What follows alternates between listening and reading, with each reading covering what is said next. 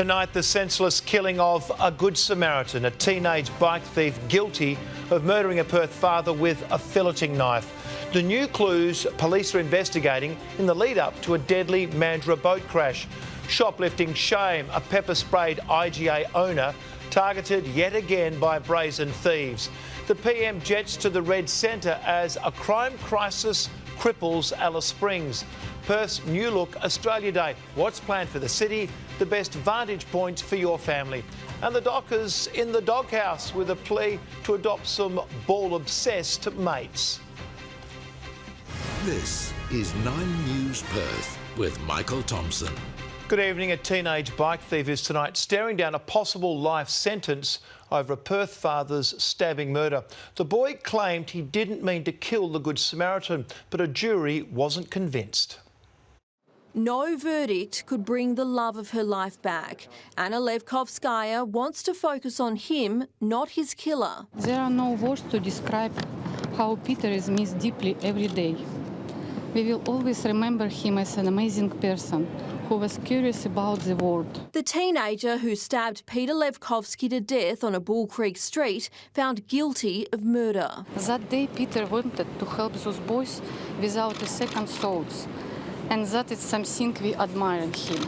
It was that act of kindness that cost the father of two his life, helping a 10-year-old retrieve his stolen bike last May when the thief plunged an 18-centimetre filleting knife into his abdomen. The 15-year-old hiding the weapon in bushes and fleeing, leaving his victim to bleed out. The boy's lawyers pushed for a manslaughter conviction, insisting he stabbed the engineer to get away, not kill him, and was aiming for his leg rather than his stomach. The now 16-year-old chose to face justice in an adult court, letting a jury decide his fate. They took 7 hours to agree this was, in fact, a case of murder. Now staring down a possible life sentence, just how long he spends paying for his actions is up to a judge. Louise Rennie, 9 News.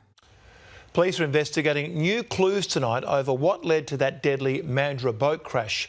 Officers today visited the home of the only uninjured survivor, but no charges have been laid. Gathered in grief, loved ones embrace at the closest point to a fatal crash site, brought together by love and the pain of losing best friends Debbie Burden and Kylie Bazzo. Flowers laid in their memory.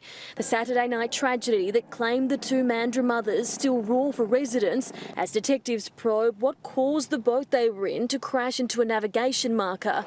This morning, officers visited the home of the only uninjured survivor, Mick Young, the grieving 54-year-old formally interviewed by police amidst visits from loved ones, as Debbie Burden's husband, John, remains in hospital with extensive back injuries.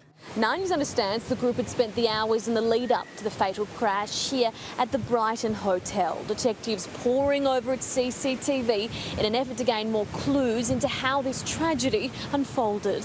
Apparently, a witness along here had seen the boat that night.